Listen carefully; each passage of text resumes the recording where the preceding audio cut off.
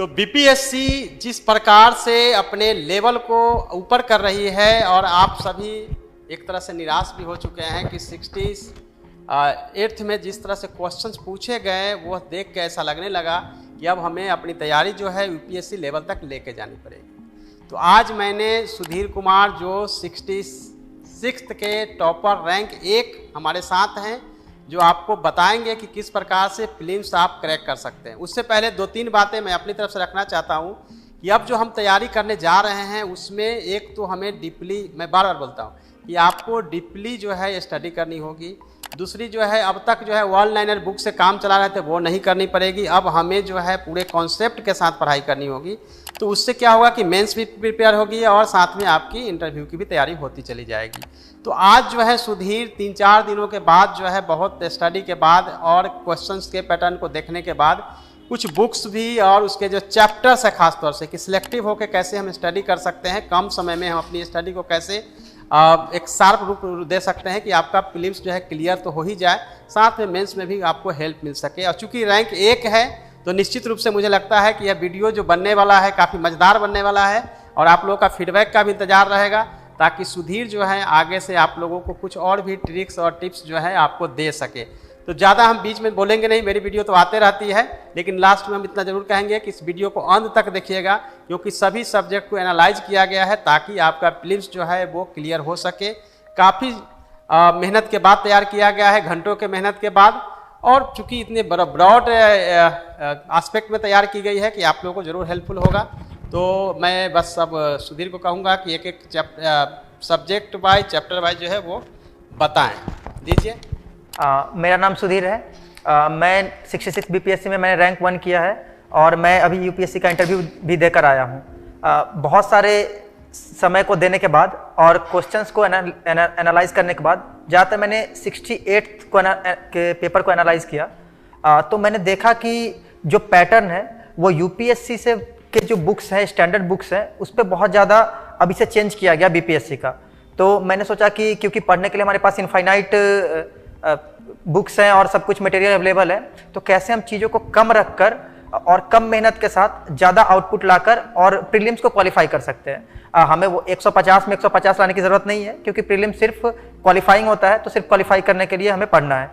तो मैंने जो एनालिसिस किया है 2-3 दिन देकर, हो सकता है कि बाकी लोगों का एनालिसिस इससे अलग हो या फिर आपका जो तरीका हो पढ़ने का उससे अलग हो, बट मैं अपने तरीके से जो मैंने किया है उससे मैं आप लोगों को बताना चाहता हूँ कि कैसे कम मेहनत करके अच्छे तरीके से ज़्यादा इफिशियंसी के साथ मार्क्स स्कोर किया जाता है या किया जा सकता है। तो स्टार्ट करते हैं। सबसे पहले मैंने इकोनॉमिक्स को लिया है क्योंकि जो इकोनॉमिक्स है वो उसके क्वेश्चंस का जो नंबर है उसमें बढ़ोतरी हुई है, इसलिए मैंने सबसे पहले इकोनॉमिक्स को लिया है। तो मैंने जो इकोनॉमिक्स की बुक पढ़ी थी वो नितिन सिंघानिया से पढ़ी थी। तो ये जो बुक है वो मार्केट में अवेलेबल है। तो इसमें क्या क्या अच्छी बातें मैं वो बताना चाहता हूँ कि इसमें लगभग 18-20 चैप्टर है, लेकिन मैंने उसमें से समराइज किया कि कौन कौन से चैप्टर को हमें पढ़ना है, जिससे कि जो कि प्रीलिम्स के लिए है। तो सबसे पहला जो है वो है नेशनल इनकम का।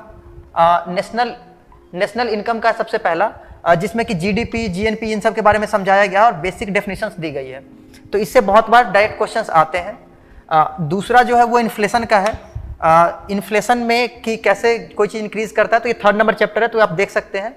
और इन्फ्लेशन अगर अलग अलग तरीकों से होगा तो इसके क्या इफेक्ट्स हैं ये भी इसमें पता चलता है। तीसरा जो है इंडियन टैक्स स्ट्रक्चर और पब्लिक फाइनेंस है, जो हमें तैयार करना होगा कि इंडियन गवर्नमेंट कैसे टैक्स करती है, नॉन टैक्स रेवेन्यू कैसे होता है, उसको खर्च कैसे किया जाता है, तो एक ये इंपॉर्टेंट है। चौथा इकोनॉमिक प्लानिंग इन इंडिया है, जो हमारे 12 5 ईयर प्लान्स आए थे। साथ ही साथ प्लानिंग कमीशन को हटाकर उसके बाद नीति आयोग लाया गया, तो इन पे ये है। और इससे इस बार भी 2 क्वेश्चंस आए थे, तो आप एक ये चैप्टर कर सकते हैं। इसके अलावा मनी और बैंकिंग है, जिसमें रेपो, रिवर्स रेपो, आरबीआई के द्वारा स्टेप्स क्या क्या लिए गए हैं वो पता चलेगा। इसके अलावा फाइनेंशियल मार्केट है, जैसे कि स्टॉक्स जो होते हैं, स्टॉक मार्केट, उसके बारे में है, तो ये कर सकते हैं। इसके अलावा एग्रीकल्चर है, जो कि इससे भी क्वेश्चंस हर साल आते ही आते हैं, प्री में भी आते हैं और मेंस में भी आते हैं, तो ये एग्रीकल्चर का टॉपिक भी इंपॉर्टेंट है। इसके अलावा जितने भी चैप्टर्स हैं इस बुक में वो ज़्यादातर मेंस ओरिएंटेड है, तो हमें उसको पढ़ने की जरूरत नहीं है। आप एक बार चाहे तो गो थ्रू कर सकते हैं, बट अगर टाइम नहीं है तो उसको छोड़ सकते हैं, इसके अलावा हमें बैलेंस ऑफ पेमेंट पढ़ना चाहिए। उसके अलावा जो चैप्टर लास्ट में है इंटरनेशनल इकोनॉमिक इंस्टीट्यूशंस, जैसे कि IMF है, वर्ल्ड बैंक है, वर्ल्ड ट्रेड ऑर्गेनाइजेशंस है, तो इन सब के बारे में इसमें बहुत अच्छे तरीके से दिया हुआ है। तो एक इंटरनेशनल इकोनॉमिक इंस्टीट्यूशंस के बारे में आप पढ़ सकते हैं। और लास्ट जो है वो है बजट और इकोनॉमिक सर्वे। इसमें दोनों इंडिया और बिहार, इन दोनों को पढ़ना पड़ेगा हमें। इसमें भी अगर आपको लगता है कि बजट और इकोनॉमिक सर्वे बहुत बल्कि हो जाता है, तो आप किसी भी इंस्टीट्यूट, जैसे कि इंडिया की अगर हम बात करें तो विजन का 8-9 पेज का इकोनॉमिक सर्वे आता है और 7-8 पेज का बजट आता है, तो वहां से आप उसको देख सकते हैं। और वैसे ही किसी भी इंस्टीट्यूट का बिहार का इकोनॉमिक सर्वे उठाकर आप वहां से उसको देख सकते हैं। तो सिर्फ यहाँ से अगर आप ये 9 चीजें करेंगे तो मुझे लगता है कि ज्यादातर क्वेश्चन बन जाएंगे। आप लास्ट के 3-4 साल के भी क्वेश्चन उठाकर देखें, और मोस्टली प्रीवियस ईयर क्वेश्चन जो कि 68 में आया था, तो इतने से ज्यादातर चीजें हो जा रही है। इसके अलावा जो दूसरा सेक्शन है वो इंडियन पॉलिटी का है। तो पहले हम लोग क्या करते थे, 1 लाइनर बुक्स पढ़ लेते थे तो उससे काम हो जा रहा था, बट अब हमें करने की जरूरत है कि हमें जो है ये बुक जो है M लक्ष्मीकांत की, ये हमें पढ़ना पड़ेगा। ये ज्यादातर जो है UPSC के लिए लोग पढ़ते हैं, बट अब जो है इसे हमें पढ़ना पड़ेगा। तो बट ये बुक्स जो है बहुत ज्यादा बल्कि है। ये बुक 80 चैप्टर्स के आसपास इसमें है, 75 to 80 के बीच में। तो इसमें से हम क्या कर सकते हैं कि चैप्टर को कैसे सिलेक्ट करेंगे और कौन कौन चैप्टर पढ़ेंगे, मैंने मिनिमाइज करने की कोशिश की है। वैसे आप चाहे तो पूरी बुक पढ़ सकते हैं, बट मैंने जो चैप्टर पढ़ा था मैं उसके बारे में बताऊं। तो सबसे पहला जो है, पहले पेज में जाएं तो हमें सबसे पहले जो है वो प्रीएम्बल पढ़ना पड़ेगा। तो एक ये प्रीएम्बल है जो कि इंपॉर्टेंट है। तो पहला तो हो गया प्रीएम्बल, ये इंपॉर्टेंट है। और मुझे लगता है कि प्रीएम्बल पूरे डिक्टो जो है, जैसा प्रीएम्बल है we the people of India, पूरा एग्जैक्ट उसे याद कर लें। ये पीटी और मेंस दोनों में काम आएगा। अगर मेंस में कहीं प्रीएम्बल का क्वेश्चन आ रहा है तो डायरेक्ट आप वो प्रीएम्बल को यूज करके लिख सकते हैं सीधे सीधे। तो एक प्रीएम्बल वाले चैप्टर को पढ़ ले। दूसरा जो इंपॉर्टेंट है वो फंडामेंटल राइट का चैप्टर है, जो कि एक ये इंपॉर्टेंट है। तीसरा डीपीएसपी जो कि इंपॉर्टेंट है, और इससे रिलेटेड आर्टिकल्स भी आप पढ़ सकते हैं। तो ये तो हो गए पहले 3। इसके अलावा इसमें लगभग सारे ही हैं। फंडामेंटल ड्यूटीज भी पढ़ सकते हैं, amendment to constitution chapter number 10, basic structure, ये भी इंपॉर्टेंट है, ये भी इंपॉर्टेंट है। इससे मोस्टली जो जजमेंट्स है वो बहुत इंपॉर्टेंट है, तो आप जजमेंट्स को एक बार जरूर याद रखें। और कुछ कुछ चीजें जो बेसिक स्ट्रक्चर में आती हैं उसको देख ले। इसके अलावा पार्लियामेंट्री सिस्टम बहुत इंपॉर्टेंट है, पार्लियामेंट्री सिस्टम का। उसके अलावा एक बार फेडरल गवर्नमेंट को भी आप देख सकते हैं। तो फेडरल गवर्नमेंट यहां से देख ले, फेडरल सिस्टम। इसके अलावा ये दोनों उतना इंपॉर्टेंट नहीं है प्रीलिम्स के लिए, मेंस में इससे क्वेश्चंस आते हैं, बट प्रीलिम्स के लिए इंपॉर्टेंट नहीं है। इसके अलावा इमरजेंसी प्रोविजन इंपॉर्टेंट है, वो क्लियरली नहीं दिख रहा इसलिए मैं यहाँ पे लिखने की कोशिश कर रहा हूं। तो एक इमरजेंसी पढ़ सकते हैं, ये बहुत इंपॉर्टेंट है। प्रेसिडेंट, तो ये पढ़े। वाइस प्रेसिडेंट ये पढ़ लें। प्राइम मिनिस्टर पढ़ने की जरूरत है, जो हमारे पीएम है, उसके बारे में जो भी चीजें दे रखी है। तो आप इस पेज से 1, 2, 3, 4, 5, 6, 7 और 8 चैप्टर कर लें। ये लास्ट वाला जो 20 है वो करने की जरूरत नहीं है। इसके अलावा अगर हम इस चैप्टर में आए, इस पेज में, तो इससे पार्लियामेंट बहुत ज्यादा इंपॉर्टेंट है, ये बहुत ज्यादा इंपॉर्टेंट है। मुझे लगता है प्रीलिम्स के लिए ये सबसे ज्यादा इंपॉर्टेंट चैप्टर है। तो एक ये 22 नंबर पार्लियामेंट कर ले, फिर इन सब की जरूरत नहीं है। एक ये सुप्रीम कोर्ट वाला टॉपिक कर ले। आप कभी भी क्वेश्चन पेपर देखें, 7-8 साल का एनालिसिस कीजिए तो ज्यादातर क्वेश्चन यहां से हो जाएंगे। एक सुप्रीम कोर्ट देख ले, बाकी ये सब जो टॉपिक्स है सब मेंस के लिए है। तो इस पेज से सिर्फ चैप्टर नंबर 22 जो कि पार्लियामेंट का है, और दूसरा जो है वो सुप्रीम कोर्ट का है। तो एक ये 2 चैप्टर देख सकते हैं। इसके अलावा इसमें अगर अगले पे आए तो कुछ रह गया क्या? गवर्नर कहीं पे है?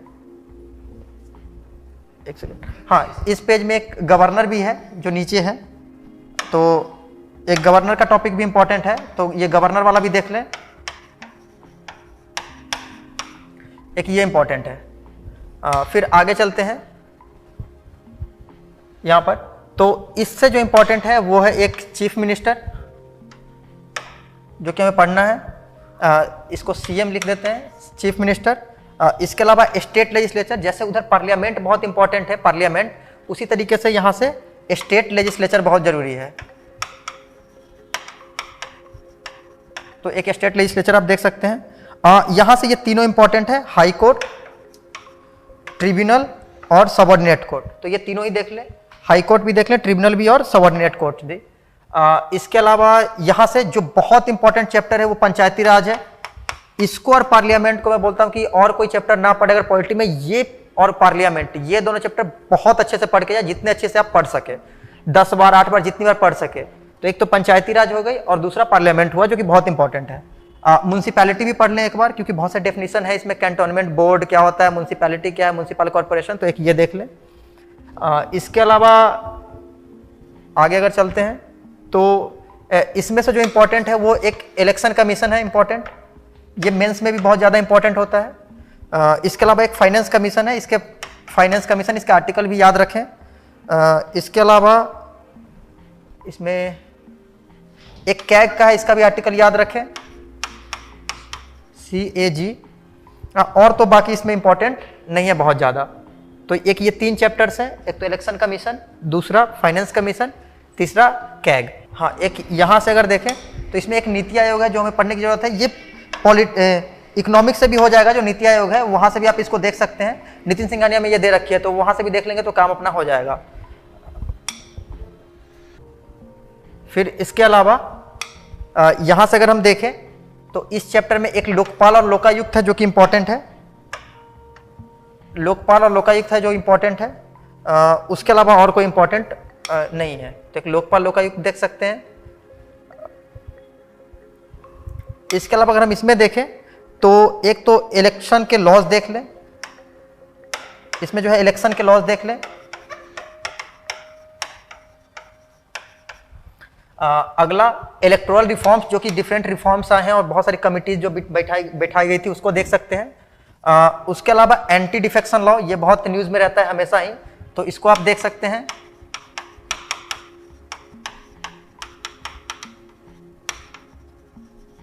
एक एंटी डिफेक्शन लॉ और एक लास्ट में प्रेशर ग्रुप, अगर आपको मन करे तो ये देख सकते हैं।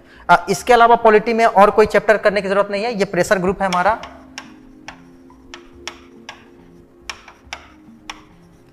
पीटी के लिए मुझे लगता है कि लक्ष्मीकांत में इतना मोर देन सफिशिएंट है, इससे ज्यादा करने की जरूरत नहीं है, तो आप इतना कर सकते हैं। अब मुझे लगता है कि अगर 10 क्वेश्चन आते हैं तो 8 क्वेश्चन, जैसे पिछली बार आप देखें 68 में, तो 10 में से 9 क्वेश्चन जो थे वो लक्ष्मीकांत से आए थे, आप जाकर रिव्यू कर सकते हैं। उसके अलावा उसके बाद हम आते हैं ज्योग्राफी पे। तो अगर हम ज्योग्राफी पे आए, तो हम देख सकते हैं कि ज्योग्राफी में ये दोनों जो बुक्स हैं, क्लास 11th की फिजिकल, जो कि वर्ल्ड की फिजिकल है, और इंडियन की फिजिकल है, ये बहुत ज़्यादा इंपॉर्टेंट हो जाती है। जो इंडियन फिजिकल है और ये वर्ल्ड की फिजिकल है। और इसके साथ साथ आपको चाहिए कि आप थोड़े मैप्स पे ध्यान रखें। अब मैप्स में इनफाइनाइट मैप है पूरे वर्ल्ड का, तो मुझे लगता है इंडिया का मैप विथ नाइबरिंग कंट्रीज, और जो करंट में जो भी जगह है वो देख सकते हैं मैप में। बट 11th की ये जो बुक है एनसीईआरटी की, वो आपको बहुत अच्छे से पढ़ने की जरूरत है, जो कि एनसीईआरटी की है ज्योग्राफी में। अगर आपको लगता है कि आप इससे भी अच्छा पढ़ना चाहते हैं, इससे और ज़्यादा इन्फॉर्मेशन करना चाहते हैं, बहुत ज़्यादा इन्फॉर्मेशन, और आपके पास टाइम है, तो एक महेश बर्नवाल की बुक आती है, आप इसको भी रेफर कर सकते हैं। ये कॉस्मोस पब्लिकेशन की आती है, अगर आपके पास टाइम है तो आप इसको भी देख सकते हैं, बट मुझे लगता है कि यहां से ये काम हो जाएगा। ठीक है, तो ये 2 बुक्स हो गई। 12th की जो ज्योग्राफी है उसको पढ़ने की जरूरत नहीं है, वो कहीं पे काम नहीं आता। इसके अलावा अगर हम हिस्ट्री की बात करें, तो वैसे तो अगर आप चाहें तो एंशिएंट और मेडिवल को छोड़ भी सकते हैं, क्योंकि जो क्वेश्चन बहुत बार ऐसे आते हैं जो बहुत ज़्यादा टफ होते हैं। बट अगर करना चाहे तो मैंने कुछ चैप्टर सेलेक्ट करा है, जो कि ओल्ड एनसीईआरटी की मैं बात करूं, मैं ओल्ड एनसीईआरटी पे ज़्यादा रेफर करता हूं, तो मैं ओल्ड एनसीईआरटी की बात करूं तो ओल्ड एनसीईआरटी जो कि ये है 11th की, तो उसमें से चैप्टर नंबर 6 जो हड़प्पन सिविलाइजेशन का चैप्टर है, उसके अलावा चैप्टर नंबर 7 वैदिक एजेज का, और फिर 9 और 10 11 चैप्टर नंबर 13, उसके अलावा 14 16 चैप्टर नंबर 19 20 और 22। ये जो चैप्टर्स हैं हमारे कितने हो गए, 1 2 3 4 5 6 और 5 11 चैप्टर्स हैं, जो टोटल 25 या 26 है, उसमें से मैंने 11 चैप्टर्स को इंपॉर्टेंट मार्क करा है। उसमें से भी 4-5 बहुत इंपॉर्टेंट है, जैसे कि हड़प्पन की बात करें, इसके अलावा जैनिज्म एंड बुद्धिज्म की बात करें, उसके अलावा मौर्यंस की बात करें, क्योंकि ये बिहार से बहुत ज़्यादा रिलेटेड है मौर्यंस, तो ये हो गए। इसके बाद गुप्ता पीरियड, और उसके बाद एक लास्ट में आता है हर्षवर्धन। तो ये ऐसे ये 5 टॉपिक्स हैं जो कि ज़्यादातर इन चैप्टर्स में कवर्ड है। तो इतना आप कर लेंगे तो मुझे लगता है एंशिएंट काफ़ी है इस 11 चैप्टर से, क्योंकि एंशिएंट के क्वेश्चन ऐसे आते हैं जो कि आपसे बहुत बार ऐसा हुआ कि आपको नहीं आ रहे हो, तो उसको आप छोड़ सकते हैं, बहुत ज़्यादा इस पर मेहनत करने की ज़रूरत नहीं है। अगर हम मेडिवल हिस्ट्री की बात करें तो उस पर मैंने चैप्टर्स मार्क किए हैं। चैप्टर नंबर 2, तो सबसे पहले जो है वो है चैप्टर नंबर 2, उसके अलावा है चैप्टर 3 5 6 7, इसके अलावा है 9 13 15, उसके अलावा चैप्टर नंबर 16 चैप्टर नंबर 17, और उसके अलावा राइज ऑफ मराठास भी पढ़ ले, राइज ऑफ मराठा। अगर मैं बेसिक ऊपर से बात करूं कि कौन कौन से टॉपिक्स हमें पढ़ने चाहिए, तो जो पाला, प्रतिहारा और राष्ट्रकूटास थे, इनको पढ़ ले। दूसरा में चोल को पढ़ ले। इसके अलावा चोल से अगर हम आगे जाएंगे तो साउथ में अगर हम बात करें तो विजयनगर इंपायर,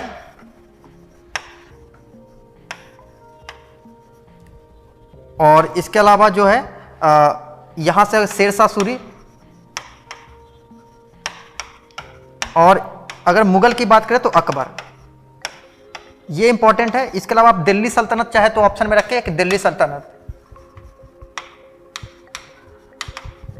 तो ये कर सकते हैं। वो ज्यादातर इन चैप्टर्स में कवर्ड है। मैंने मिनिमाइज करने की कोशिश की है क्योंकि एंशिएंट और मेडिवल बहुत कम लोग पढ़ना चाहते हैं, तो मैंने इसको मिनिमाइज किया इस चैप्टर्स को, इसलिए कि आप कम से कम एटलीस्ट इन चैप्टर्स को पढ़ कर जाए।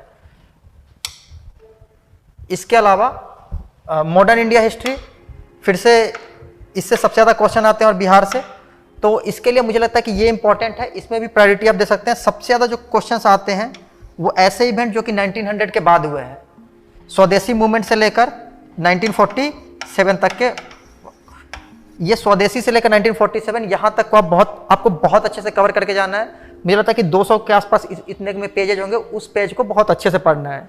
इसके अलावा सोशियो रिलीजियस मूवमेंट, जितने भी मूवमेंट्स हुए हैं, एटलीस्ट उनके नेम और उनके फाउंडर या जिन्होंने इसको लीड किया था ये पता होना चाहिए।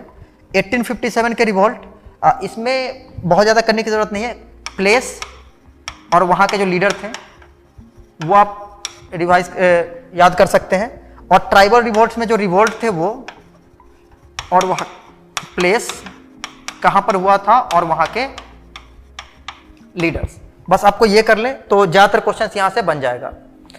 इसके अलावा एक ये सेक्शन है जहाँ पे मैं कहना चाहूँगा कि अगर आपके पास टाइम है तो घटना चक्र आप कर सकते हैं, ये ऑप्शनल में है। अगर आपके पास टाइम है तो आप घटना चक्र हिस्ट्री के लिए रिफर कर सकते हैं। तो ये हिस्ट्री हमारा हो गया। अगर हम आगे बढ़े तो हम साइंस पर आते हैं। तो साइंस की हम बात करें तो साइंस में क्या है कि बेसिक जो एनसीईआरटी है क्लास 6 to 10th, ये बहुत ज़रूरी है। आपको एक बार बेसिक क्लास 6 to 10th की एनसीईआरटी आपको करने की ज़रूरत है। अब इस 6 में एग्जाम्पलर प्रॉब्लम्स भी आते हैं। इस बार के क्वेश्चंस, बहुत सारे क्वेश्चन एग्जाम्पलर प्रॉब्लम से भी उठाए गए हैं। हर एक क्लासेस की एग्जाम्पलर प्रॉब्लम आती है एनसीईआरटी की, तो आप यहाँ से एनसीईआरटी और एग्जाम्पलर कर सकते हैं, या फिर और में है ये, और में अगर आप चाहें तो घटना चक्र साइंस के लिए भी प्रीफर कर सकते हैं कि अगर आप इसके प्रीवियस ईयर क्वेश्चन ज़्यादातर कर लेंगे तो क्वेश्चन इसके बन जाते हैं। तो आप ये दोनों में से या तो ये करें, दोनों करने की जरूरत नहीं है, या तो ये करें या फिर ये करें। तो यहाँ से साइंस भी हो जाएगा। मुझे लगता है 30 में से आप आराम से 27-28 तो कर पाएंगे अगर आपने या तो ये कर लिया या तो ये कर लिया, और दोनों कर लिया तब तो 28 कर ही लेंगे। साइंस हो गया। इसके बाद आता है बिहार स्पेशल। बिहार स्पेशल में क्योंकि मैं बहुत ज़्यादा यूपीएससी के लिए पढ़ा था तो बहुत ज़्यादा टाइम नहीं मिला था, तो मैंने जो पढ़ा था उसमें वो ये वाला जो टॉपिक है, ये जो बुक है बिहार कोर फैक्ट, जिसको तथ्य सार बोलते हैं। तथ्य सार ये घटना चक्र की यहाँ आती है, तो ये बुक आप पढ़ सकते हैं अगर आपके पास ज़्यादा टाइम नहीं है या फिर कम मेहनत के साथ करना चाहते हैं तो।